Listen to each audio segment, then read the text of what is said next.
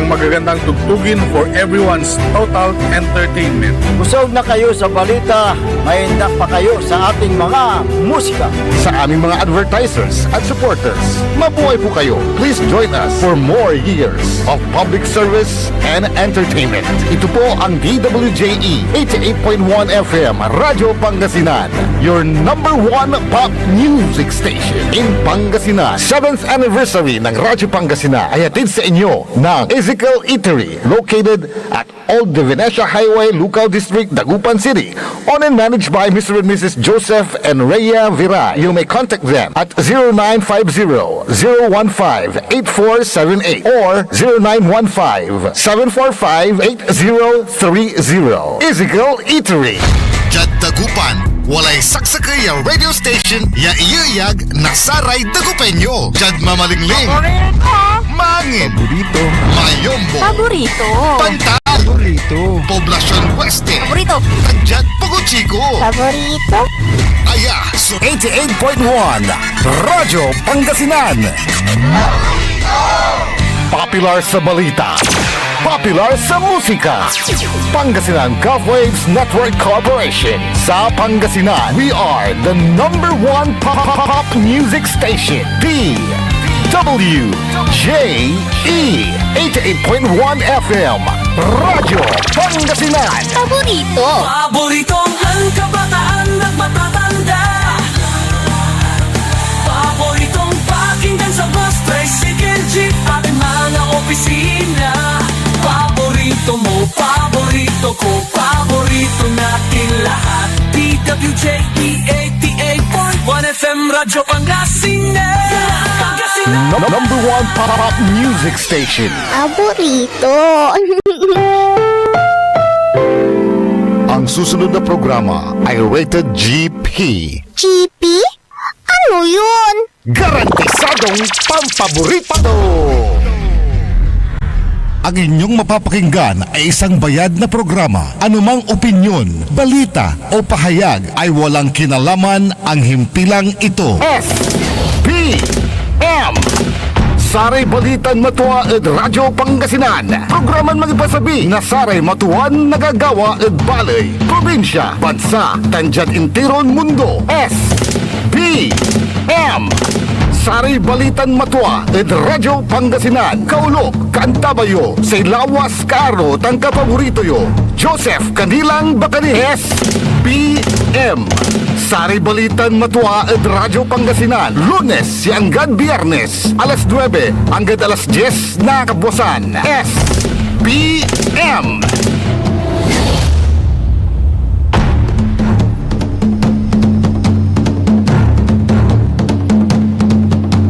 Masanton agaw na Miyerkules Santo Pangasinan Dagupan. Wadyala Susaray Balitan Matwa. SBM say kabusol na saray managbalitay tila tan fake news. SBM saray Balitan Matwa with JCB Joseph Kanilang Bacani. Jag technical side Kaulop Kantabay Timot si Mr. END, Engineer Nixon Dakal. Oy, Miyerkules Santo la, primeron agaw at bulan na Abril. Ay may tatawag gandang April Fool's Day. Pero Mars, hindi kita lulukuhin. Iimbitahan kita para kumain sa Mars Restaurant. Come hungry, leave happy. Operating hours 4 p.m. to 11 p.m. Open for lunch reservations. Just inform them ahead of time. Kaya Mars, if you're looking for delectable yet budget-friendly treat, nagkalalulad sa rin unyan panaon, yamabmablire gasolina, gontan, aray presyo na crudo, Mars will satisfy your cravings. For melt in your mouth, baby back and pork ribs, mouth-watering cuts of steaks like their ribeye, sirloin, T-bone, porterhouse, strip loin steaks, and you will not go wrong with their savory bangos a la pobre jam-packed with aromatic garlic bits. ultimate Pinoy pulutan like their signature mix or beef innards, yung kanilang sisig, yung kanilang chicharon bulaklak, at yung kanilang chicken supernova. Meron din silang bulalo Mars at saka sinigang to comfort you. And if you're craving for light meals, meron din silang rich aligi pasta or out of the ordinary Spanish sardines pasta with satisfying chicken teriyaki wrap and New York strips wrap. Do, di ba, Mars? Perfect perfect ito para sa iyo, Mars, for satisfying your dates or late night cravings. Mars Restaurant, dyan lamang po yan sa Rufina sa may Binmalay, Pangasinan. Uy, nag-umpisa na po ang Holy Week Exodus. Pauwi na po yung mga kababayan po natin sa kanilang mga probinsya. Lunes Santo pa lamang naobserbahan na ang pagdagsa ng mga pasahirong magsisiuwian sa kanilang mga lalawigan sa mga pantalan, sa mga paliparan, at maging sa mga terminal ng bus sa bansa. Ito ay sa kabila ng pagtaas ng presyo ng langis at pasahe. Of course, they have to, tayo manataton tanagagig. Noon yaran pa noon, ang daki kasi bakasyon. Nuri kita na, Huwebes Santo, Biyernes Santo, Sabado de Gloria, in San Simba, 4 days, pankanaw-nawa, para sa ramay man tatrabaho at nagkalalo ladyad Metro Manila, napili mo gandamat, at loob na pigay bulan, o ingan pigay taon, sakripisyon, sila po ay nawalay sa kanilang mga mahal sa buhay. This is the opportune time. Kung data itong tanagagig, balibalin panaon, tapyan makapanbakasyon matira. Actually, saray government workers tayo natin, half day ra. Ay ingan, work from home nira ingan. Half day work, lalante, work from home nira. So, all in all, para na rin sila nakabakasyon ng isang araw. Natangkulabat araw nyo yan. Half day na nga, work from home pa sila. Ayan ang pabor na binigay ng opisina ng Malacanang sa mga government workers po natin. So, ingat-ingat po sa biyahe, lalong-lalo na po sa ating mga commuters pauwi sa kanilang pamilya. Actually, may message po sa atin ang ating butihing pangalawang Pangulo, Vice President Sara Duterte. Pakinggan nga natin ang mensahe ng ating Vice President. Warahmatullahi wabarakatuh. Madayaw, ugmayo adlaw kaninyong tanan. Magandang araw sa inyong lahat. Ang Semana Santa ay isang sagradong bahagi ng ating pagka-Pilipino. Ito ay panahon ng pagdinilay ng dakilang sakripisyo ng Panginoon. Isang pag-aalay ng sarili na nagpapaalala sa atin na ang tunay na kahulugan ng buhay ay matatagpuan sa paglilingkod sa kapwa. Ang katahimikan ng mga araw na ito ay nagbibigay daan sa tapat na pagsusuri ng ating mga mithiin para sa ating sarili, para sa ating pamilya, at para sa ating bansa. Kinikilala natin ang sakripisyo ng ating mga kababayan, lalo na ang ating mga OFWs sa Middle East. Sa gitna ng kaguluhan, hinihiling natin ang kanilang kaligtasan. Sila ay mga buhay na halimbawa ng sakripisyo at hinihiling natin ang kapayapaan sa kanilang kinalalagyan. Sa panahon ito ng Kwaresma, isapuso natin ang kapakanan ng ating bansa. Idalangin natin ang isang lipunang pinatatakbo ng katotohanan, katarungan at tapat na malasakit. Naway magsilbing inspirasyon ang aral ng sakripisyo ni Jesus upang tayo ay magkaisa para sa isang matatag at maunlad na Pilipinas. Ang lahat ng ating ginagawa ay para sa Diyos, sa bayan at sa bawat pamilyang Pilipino. Syukran. Si Katutan at atang tanagagik, so sa may Lenten message to ng Vice President Sara Duterte, si Pope Leo XIV at sa may Palm Sunday, walang mo't suminsahe ito at atong tanagagik. Kukundi na unto at atong tanagagik, iramay world leaders, nasa kwanto't ginagamit umano ang relihiyon para depensahan ang kanilang mga aksyon sa gera. Sa kwanto, Jesus did not arm himself or defend himself or fight any war. He revealed the gentle face of God who always rejects violence. Kwanto. God does not listen to the prayers of those who wage war, but rejects them, saying, even though you make many prayers, I will not listen. Your hands are full of blood. Si katutan, so mensahe ito ng Pope Leo XIV. Yaatan mo tatatong tanagagik at sinuportaan.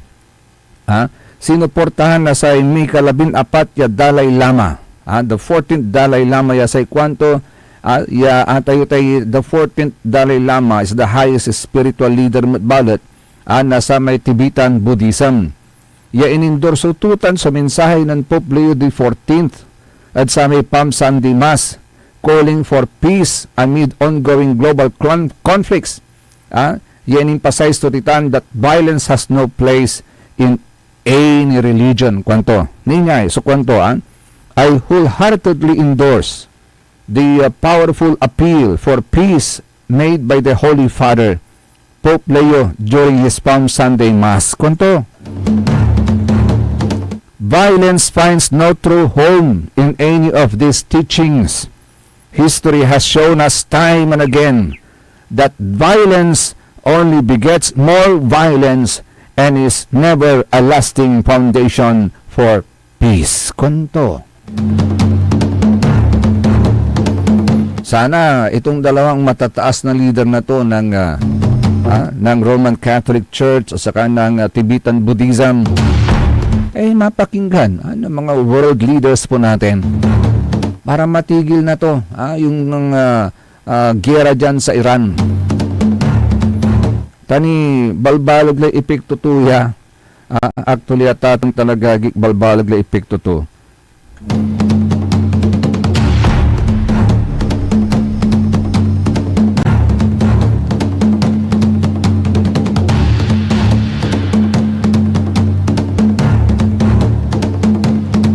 Sa pangkalawang tila ba't latatong tanagagik ta jadbyek na sa hararaya yan nagagawan problema gauntan krisis nagkalalo at sa tay krudo at atong tanagagik panatagin na sa presyo krudo pero bakit parang walang kumikilos mula sa Congress ano bang pinagkakabisihan nila dyan sa Kongreso at atong tanagagik yung bang impeachment complaint or trial ni Vice President Sara Duterte.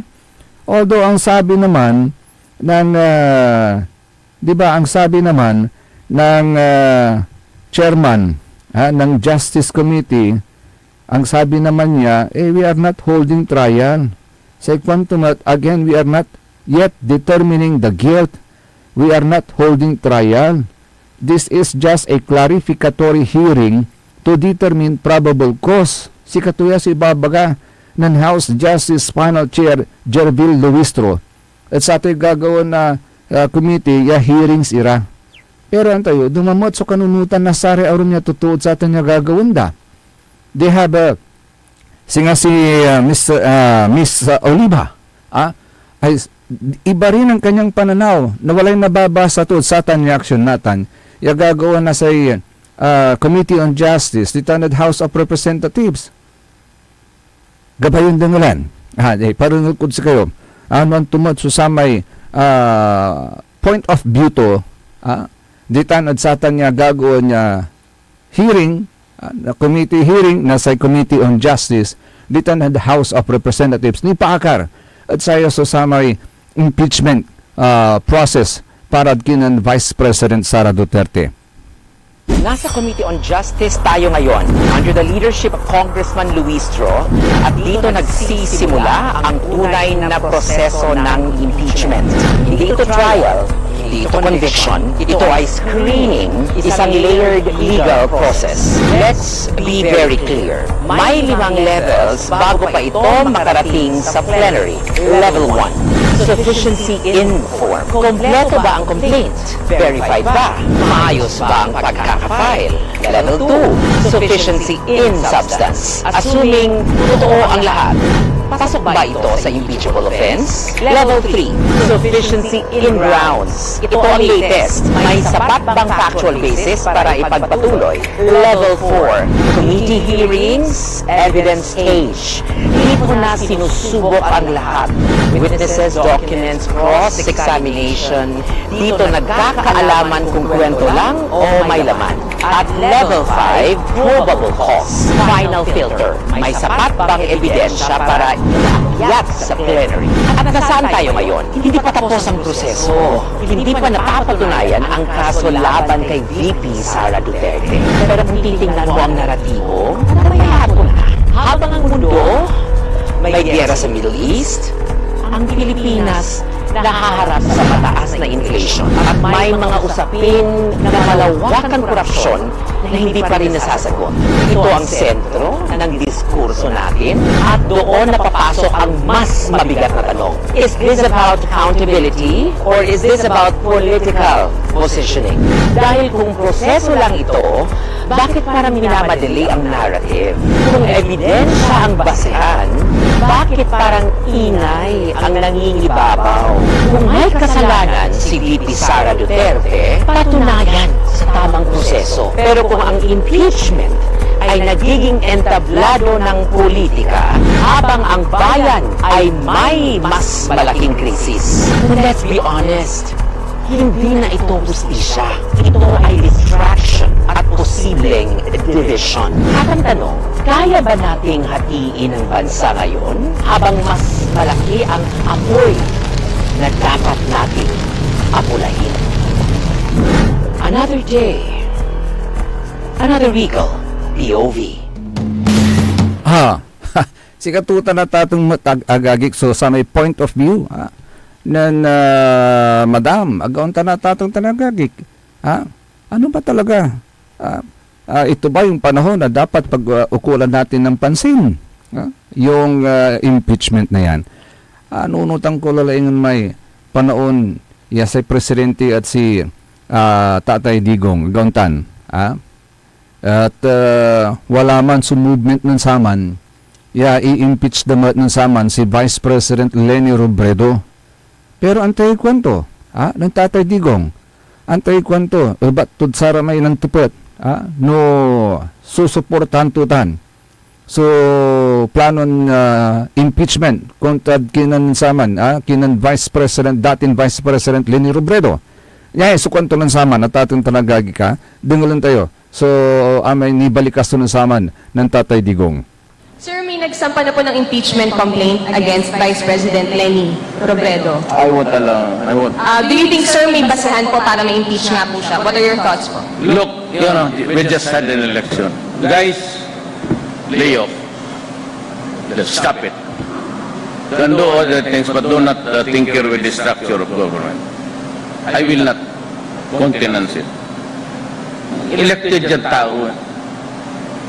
So, why do you have to sit just because he keeps on harping on me? Yeah, this is democracy. It's freedom of speech. Wala naman, there is no or there are no overt acts. Kakatapos lang ng eleksyon, hagi mo, sarayan, bayan. Alay mo ako, baka hindi na ako magising bukas sa bangungot, okay na. Siya naman, pero you create trouble there for... Ayaw yung military kasi ayaw na hindi naman tamad, pero bakit mo dagdagan yung problema nila? Pati police. Who will keep order in this country, kundi sila. Ngayon magsabi lang, hindi lang natin nabaglagang mga to gusto ng gulo. Gusto talaga ng basagan ng ulo. Maganda na nga ang buhay kakatapos lang ng eleksyon.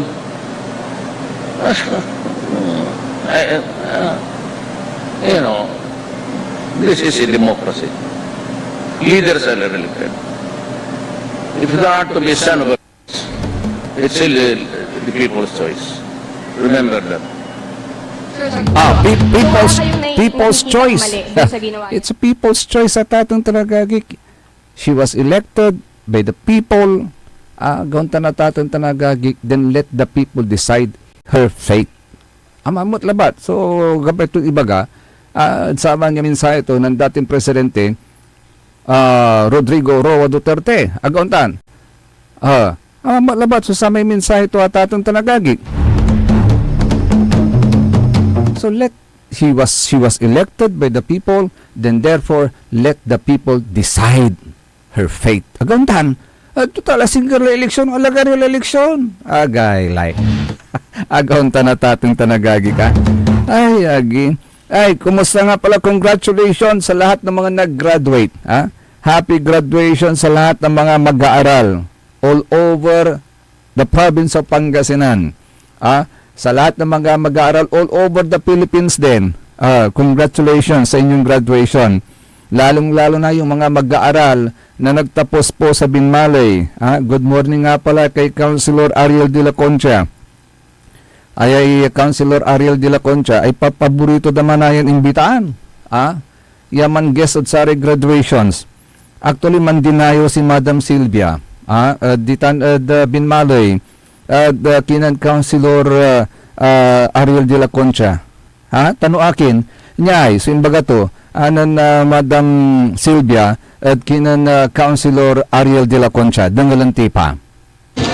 To the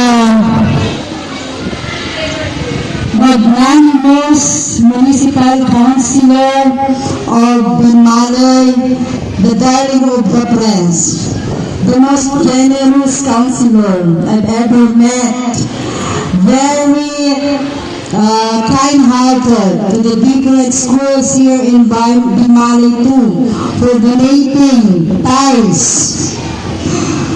Honorable Ariel de la Concha. Anto may kwento ng Madam Silvia, the most generous counselor I've ever met. Sa gabay ito ni baga, intiron karir to, bilang sa kaya maestra na Department of Education, at si Katulay ay the most generous counselor. Yaakabat to in her entire career.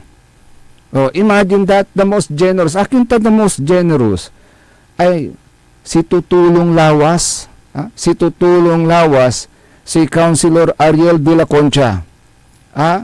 Ay isang text lang, isang message lang, isang request lang. For as long as kaya niyang ibigay, ibibigay niya. Ibibigay niya.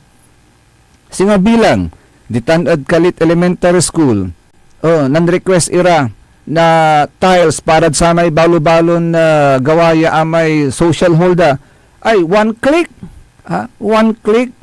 Intertun tampol kanyan sa may panahon na graduation, bali-bali lang ma-states na, aka-tiles at atong tanagagi kaguntan. Actually, amay generosity to, aliwan Jatsaray Eskwelahan ng Bungat.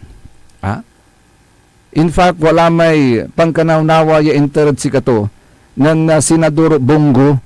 Imagine that. Of all councilors, the Intiron Pangasinan, si katutan sa may misis to sa pinili ng Senador Bongo, ya amay pangitaran na pundo para sa may programa nasa Department of Health at atong tanagagi. Aya may pangitar na guarantee letter. Pangitar na guarantee letter. At saray man sasakit. Ate guarantee letter si katutay makakatulong at atong tanagagik at sararamay ang gapo awalan ang gapuan da at atong tanagagik ang gapi pakayari da yaman bayar na sararamay bills da at sa tay hospital ira gontan. Hello, good morning nga pala kay Councilor Elias Villanueva. Good morning, sir. Ito rin very generous councilor din ito. Ditan at bali na kalasyaw. Si Tutulong Lawas. Basta nayari anto si Tutulong Lawas. Ay magnayon kumon irati untan. Yo opisyalis at atong tanagagik agauntan. Natan, jad paso ng Councilor Ariel de la Concha, si katoy apili, agagig apili na sa senador ng Senador Bongo, ya itdan na sa may pangipalabuan na sa may programa na sa Department of Health. Atan may mga yakwan, mga guarantee, nagbigay siya ng mga guarantee letter sa mga may sakit dyan po sa bayan ng Binmalay. In fact, na-question nga siya question pa siya, bakit siya nagbibigay daw ng guarantee letter? Konsehal lang daw siya. Anong magagawa niya? Oo, konsehal nga siya, pero siya ang napili ni Senador Bungo. Mayroon ba siyang magagawa? At saka isa pa, nationwide itong programang ito sa buong Pilipinas. Even board members and some congressmen ay nagbibigay ng ganito. Sabi nga niya sa akin, hindi ko nga hiningi yan Natuwa na lamang ako na mabigyan ako. Tinawagan ako at sinabi na ibinigay, dinunload sa pangalan ko.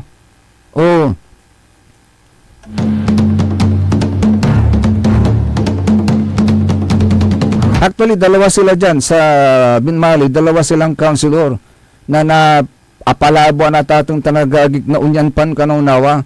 Pero kwantat sa may sakay, busy at sa may walay problema to personal, agto nga asikaso. Pero si Councilor Ariel, tinulungan to. Irarami kabaluyan to, mangkaukulan ditan. Tapyan jaruntan, na-achieve iman so sa may programa na sa Department of Health na may tumitawag dat saman.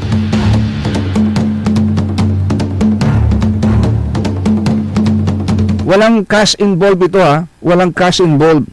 Guarantee letter lang. Guarantee letter lang na programa po yan ng Department of Health.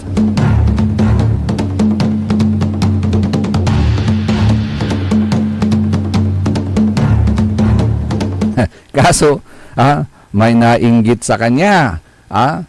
Tinagawan ito si katay pinili ng Senador Bungo, agauntan. Di laki madod si Senador Bungo, takaraw kimot. Ay, agi.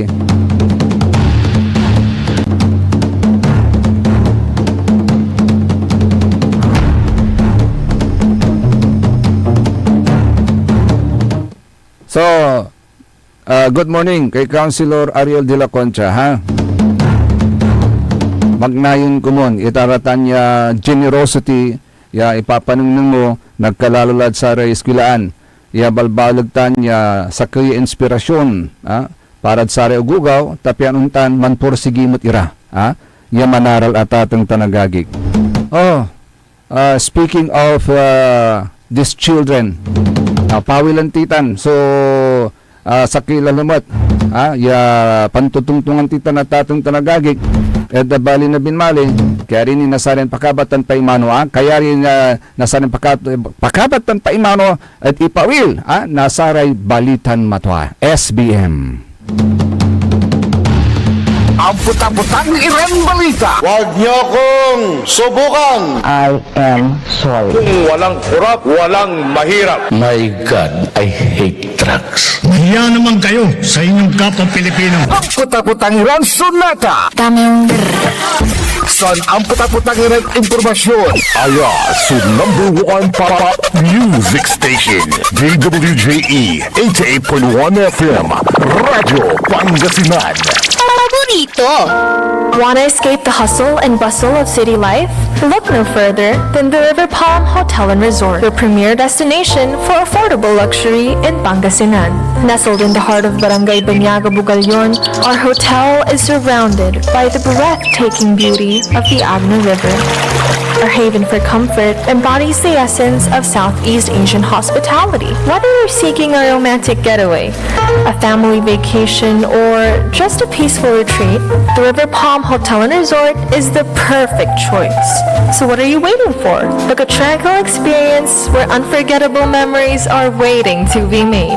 For reservations and more information, visit our Facebook page, River Palm Hotel and Resort. Your home by the river awaits you.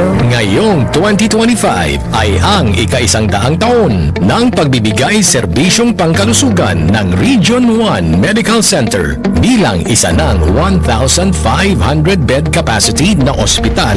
Mas marami pa ang mapapagaling at buhay na madudugtungan ng ospital di lamang sa Pangasinan kundi sa buong Northern Luzon sa tulong ng 12 accredited residency training programs at 13 active specialty centers nito: Cancer Center, Dermatology Center, Eye Center, Heart Center, Toxicology Center, Burn Care Unit, Center for Mental Health, Acute Stroke Unit, Geriatric Center, Infectious Disease Center, Kidney Transplant Unit, Lung Center at Trauma Center. Patuloy na mangunguna ang R1MC sa pagpapaigting at pagpapaibayo ng dekalidad na healthcare delivery hanggang sa susunod na siglo.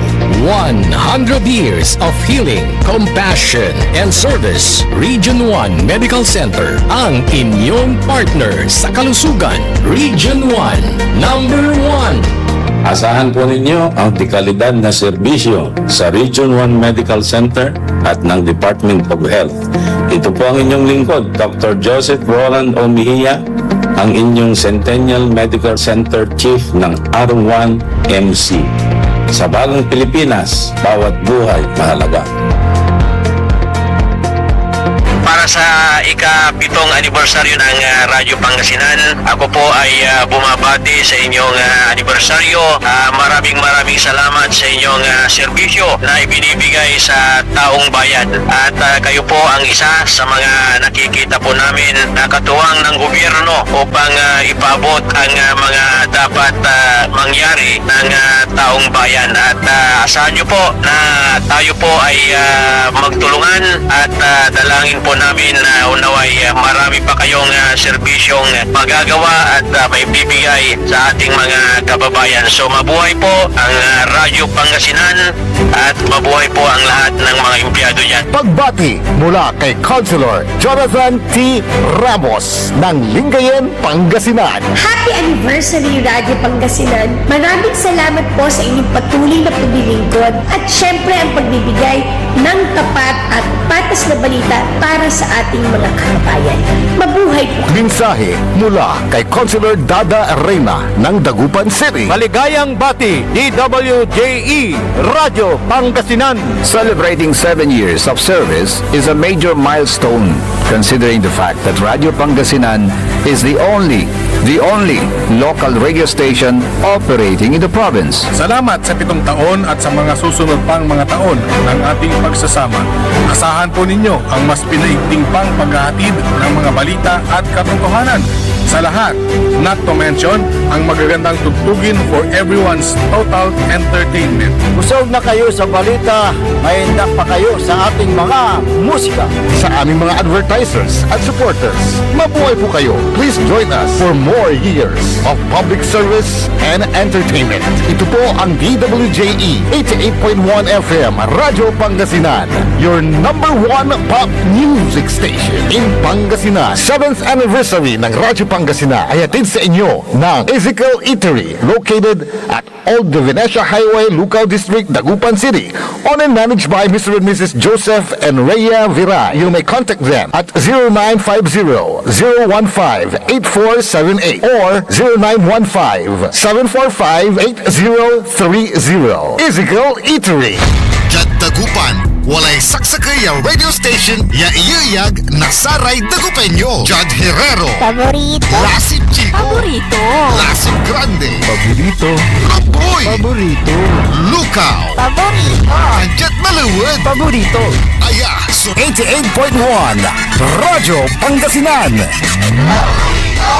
Paborito ng kabataan at matatanda. Paboritong pakinggan sa bus, tricycle, jeep at mga opisina.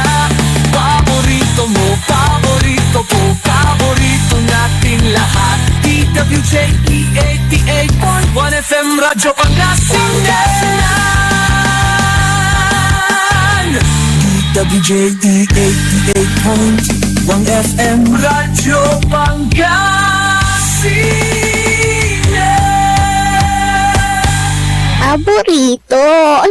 S P M Saray Balitan Matua ed Radyo Pangasinan. Programan magipasabi na Saray Matuan nagagawa ed balay. Probinsya, bansa, tanjad intiron mundo. S P M Saray Balitan Matua ed Radyo Pangasinan. Kaulok, Kantabayo, sa Lawas Karo, tang kapaborito yo. Joseph Kanilang Bacanihes, PM.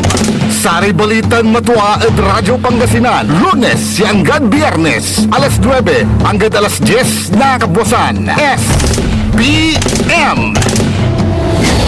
SBM is brought to you by Mars Restaurant, Galila, Mangantila, and Mars Restaurant. Matatagpuan sa Rufinas Square, Binmaloy, Pangasinan, just along the highway near Dagupan City. A perfect venue for a dinner date. Mars Restaurant. Come hungry, live happy. Indeed, a Mars Restaurant. Come hungry, live happy. Oh, di ba Mars? Tuloy-tuloy sa Saray Balitan Matua, SBM. Sa ikabusom na Saray Managbalitay Tilatan Fake News. With your JCB, Joseph Kanilang Bacani. Alas 9:36 las oras sa tatong tanagagik. Ni walay breaking news TJ. Sa kwanto, President Donald Trump said that U.S. forces would end operations in Iran very soon, evoking a timeline of 2 to 3 weeks as his administration pursues talks with Iranian authorities while continuing its aerial campaign. Ay, very soon. At atang tanagagik, very soon. At i-pull out tula. So, sa repwersa na Amerika, ditan the Iran. Itong dadalari operations da at atang tanagagik. Ay, agi, oila ko muna, Oh, by the way, walay mensahe tumat ng Senadora Amy ang kukurumat na sa may dispensa.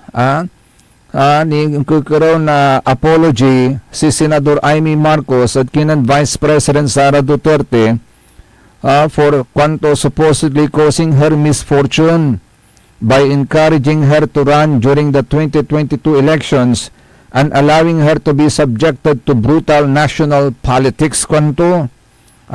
Sa kwanto ng Senadora Amy, she feels guilty. She feels guilty for what happened to the Vice President, who is yet again facing another impeachment proceeding, and to her family, particularly former President Rodrigo Duterte, who was arrested and transferred to The Hague, Netherlands, for charges of crimes against humanity. Ay, kwanto, hihingi rin siguro ako ng tawad dapat sa mga Duterte, kwanto, higit sa lahat, sa BP natin kay Inday Sara.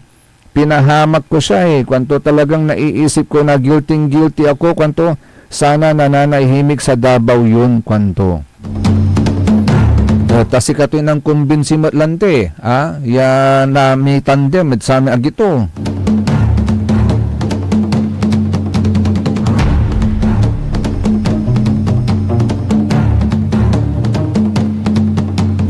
Ay, agi. Speaking of children, at atong tanagagik, at sari ugugaw, tani, walay ang na reaction to jay, walay ang ibagaya matapang sila sa pakikipaglaban para sa karapatan ng kanilang mga kababayan. Sekunda, sana matapang din sila sa pagsupil sa mga drop ball at bularit. Uy, sa kanilang bayan, kwanda. Si katutay reaction data itong tanagagik. Actually, wala mo so may pasabidad si katayo at atong tanagagik anto ya reaction damot sa may discussion tayo karuman ni pakarat sa tayo presence na drop ball at ditan mismo at harapan na sa munisipyo may kabasil labat ya karsada at atong tanagagik ya antayo sa ikuang ko lang at atong tanagagik unyahin to mabot-bot yun pibitla yaagyulabay so illegal. Mabot-bot yun pibitla yaagyulabay so illegal. Pero bakit may nag-ooperate na piryahan at drop ball dyan sa poblasyon ng Binmalay na nasa harap pa ng munisipyo?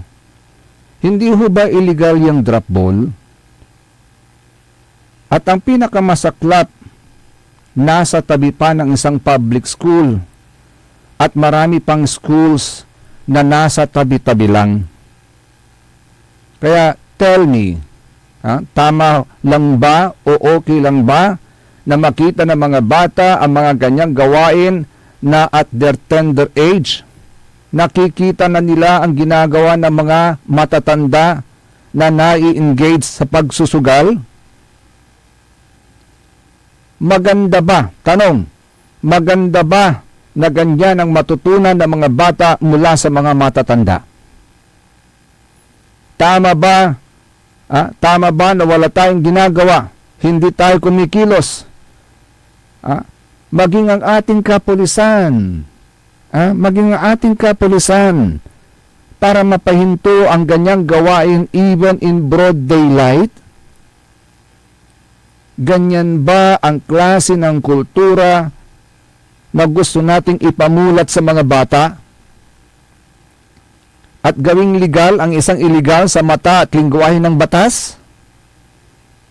Tama ba na ang isang local executive, tama ba na ang isang local executive ay hayaan na lang na mamayagpag ang ganitong gawain? Kaya sa ito po tatong tanagagik mga kapaborito, ano bang meron? Ano bang meron sa piryahan at drabol na yan? Sa ito po tatong tanagagik, may katiw ba dyan? Tayo may katiw? May katiw ba dyan? Why is it so hard na pahintuin yan? Wala ba talaga kayong magawa or you simply condone such acts? And why? And why? Sa ating kapulisan, ito, asan yung sinumpaan ninyong tungkulin na to serve and to protect? Asan ang protection dyan sa mga mamamayan habang namamayagpag ang drop ball sa inyong mismong harapan? Wala naman sigurong diferensya o mali sa inyong mga mata maliban na lamang kung kayo ay nagbubulag-bulagan at kaya hinahayaan na lang ninyo ang ganyang gawain. Ang tayo say, tupod si kayo, hindi ba kayo nakukonsensya niyan? Hindi ba ninyo nare-realize na ang natutuwa dyan ay yung operator na kahit illegal ang kanyang negosyo ay wala siyang kaba kasi wala kayong magawa para siya ay sitahin? Do you also realize the irony of your role sa serbisyo na to serve and to protect pero wala kayong magawa to stop it? Why? Wala tayong makakasabulod si kayo. Si katutay tupot at si kayo. Wala tayong makakasabulod si kayo. Antutan ay, sumakakasabulod si kayo ay. Ayan, You are the law enforcer, pero wala kayong magawa. How can you be an effective enforcer kung wala kayong magawa? Hindi ba parang mas powerful ang gumagawa ng illegal kesa sa inyo? Kaya sa ikwandad si kayo, nakakaawa naman kayo. Kayang-kaya kayong paikutin na gumagawa ng illegal. Is that what you would like to project to the people in Binmalay? By the way, nag-celebrate pala kayo ng 100 days in office ang inyong hepe, kamakailan. You know what? First time ko maka-encounter ng ganyan. Ang alam ko lang, mga elected officials lang nagse-celebrate ng 100 days in office. Pero in your case, sabi nga nila, one of a kind. One of a kind. In other LGUs, wala akong naririnig na ganun. Na sineselebrate nila yung 100 days ng hepe. Now, if I may ask, with all due respect, was it worth it? Was it really deserving for you to celebrate your 100 days in office? Ang pagpapahinto ba sa mga illegal na sugalan naging part ba ng inyong campaign or achievement para mag-celebrate kayo ng 100 days? If I may humbly ask. Your Honor. Mag-Holy Thursday na bukas, kasi Miyerkules Santo nata nagauntan, mag-Holy Thursday na bukas. Sana we will not be like Judas na ipinagkanulo si Jesus for 30 pieces of silver. Spare the children. Protect their future. Sa ating butihing local chief executive, sa ating LGU, do you really mean your words kapag sinasabi ninyong ayaw ninyo sa illegal? Which do you prefer daw? To lead the people in prayers para matapos na itong giyera sa Iran, or just let go of the peryahan and drop ball and let the people spend their hard-earned money be wasted sa sugal? Sa period na ito, dapat maging frugal tayo sa mga perang hawak natin. At siyang dapat hindi huba. No? So, Seconda, you have been blessed to serve Binmaley. Then do it well, or you may never have that honor again. One thing more, kung ang drop ball ay illegal, can we make it legal by passing a resolution supporting its operation in the absence of an enabling national law? Hindi ho ba ultra vires yan? Ano ho bang ibig sabihin ng ultra vires? Tingnan nga natin kung anong ibig sabihin ng ultra vires at atong tanagagi. Wait. Ano bang ibig sabihin ng ultra vires? Ito, tignan natin. Kasi, yung drop ball na yan, that is part of those under the definition of illegal gambling. Drop ball, 6-8, color game, and other similar gambling activities at atong tanagagig. So, therefore, it's illegal. It's illegal at atong tanagagig. Sa Ikondalante, walay resolution. Pero, nunang nangantimat at atong tanagagig, resolutions generally do not and cannot contradict statutes. Resolutions often govern administrative acts of or express policy kwanda at atong tanagagig. So, yun ang tinitingnan natin. Ito, ultra vires. Ultra vires is a Latin term meaning beyond the powers. Beyond the powers at atong tanagagig. So, tanong natin,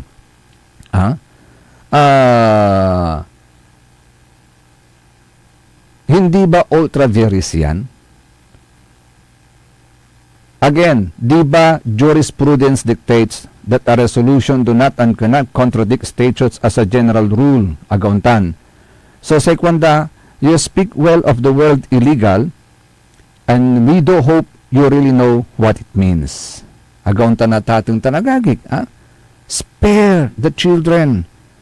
Do not expose them. At untan iran kagagawa, yan nanunong da mismo, nadadala ng da mismo, from school, going to school, nanunong ng dalatan, ya drop ball operations itan, and then, at the end of the day, noon sampot lara, nanunong dalamot itan, nanunong darara may mansusugal ditan, tatoy, agawang tanatatong tanagagig.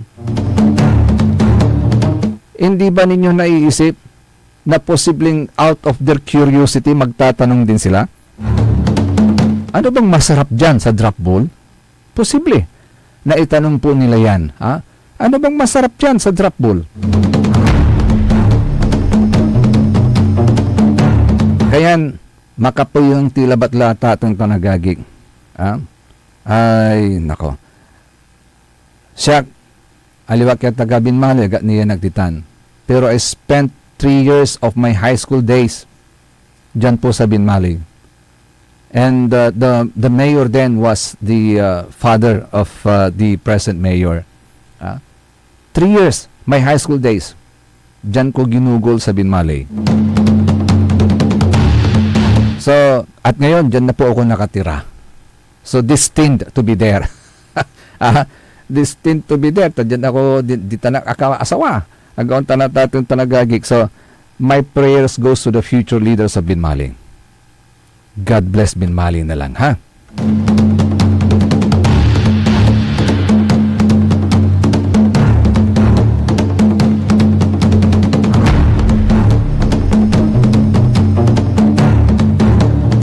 Ay nako. Ito mga kapaborito, may red tide pa po. Nako, hindi pa tayo pwedeng kumain ng tahong, bali-bali kumonta, man ayuno tayo, uniwas tayo panangay karne, pianjaruntan, at magkaroon naman ng kabuluhan yung observe natin ng Lenten season. Pero according to this Shell Bulletin number 7, mula sa BIFAR, all types of shellfish and assets, SP, kwanto, or alamang, piyakila na ulo, all types of shellfish and alamang gathered from the coastal waters of Bolinao and Andain, Pangasinan are still positive of toxic red tide and not safe for human consumption. Issued March 31, 2026. Kaya ingat lang po, ha. Tapat yun, inasundan na po ang tutay talaba o shellfish o tahong yasaliwan nyo, ha? Maunglay sigurado.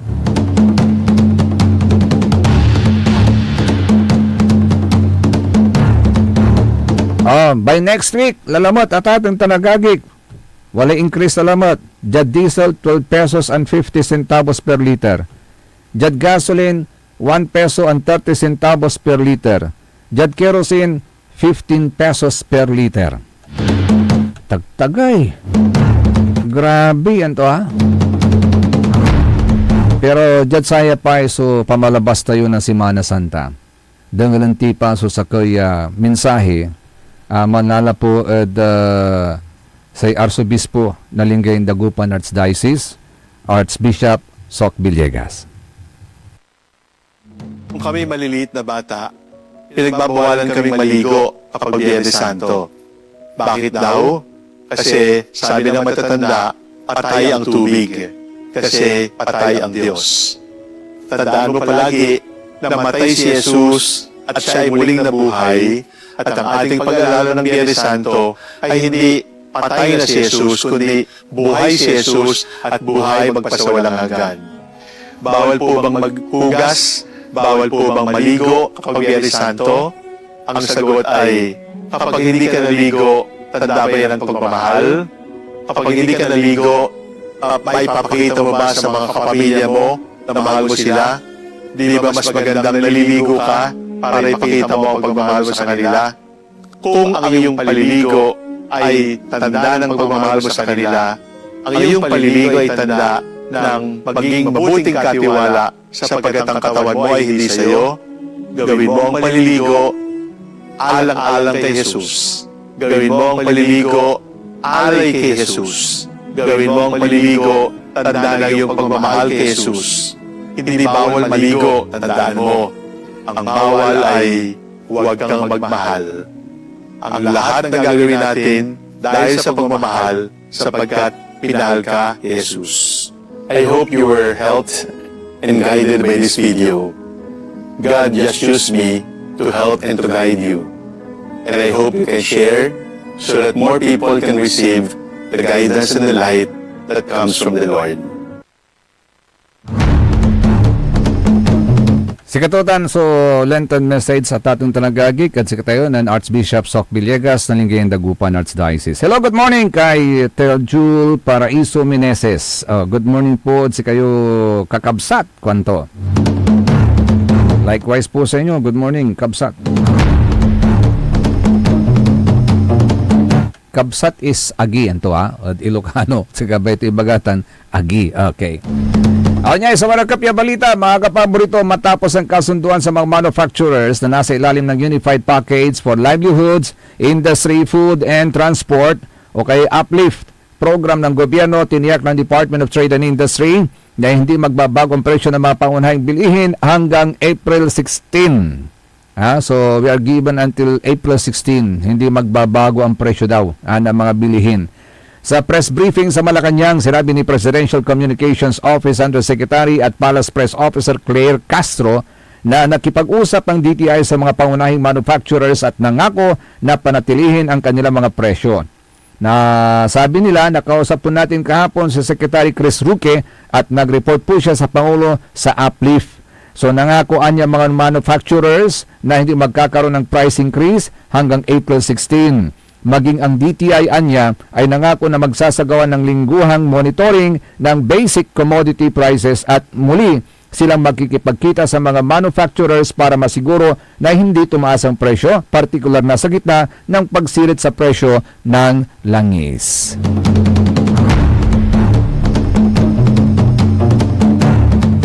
Oy, may pinapabati si Paulo, si kapaborito Paulo Soriano. Sabi niya, boss, pabati dito sa jeep na sinasakyan ko, Dagupan, Bunuan, Binlog. Ay, good morning sir. Mag-ingat ka sa pagmamaniho ha. At mag-ingat ka rin sa chicks. Kasi sabi nila, tumikwanda Engineer Nixon, ang driver is sweet lover. O, ingat ha. Magandang umaga po sa lahat ng mga nakasakay sa jeep na yan. Ingat po kayo sa inyong mga patutuhungan. Ay, patutunguhan, yun.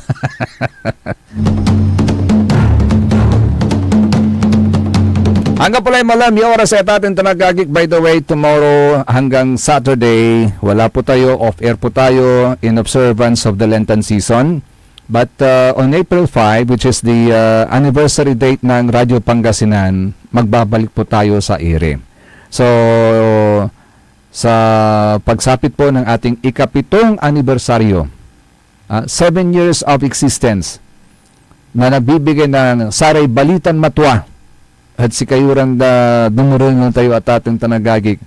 At pisalamatan ni Suntanlan, lawas yun na pangantabay, at saray news and radio programs, news and commentary programs na sa DWJE, yaman lapot kabasan ang galadlabi at ating tanagagig. Ay aliwan balita labat, so itermin si kayo, aliwan komentaryo labat ya makabaliksan, so itermin si kayo, aliwan labat ya saray balitan matwa, so ipapasabimin si kayo, nuag-ingan at idan mikimet na sa may ligliwa, yung makarungal na saramay Balibaliran Sonata.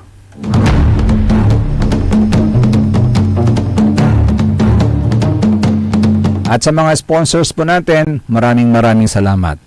In behalf of our group, kami po'y nagpapasalamat sa inyo dahil sa inyong suporta at paniniwala sa aming kakayahan bilang mga tagahatid na Saray Balitan Matwa, SBM.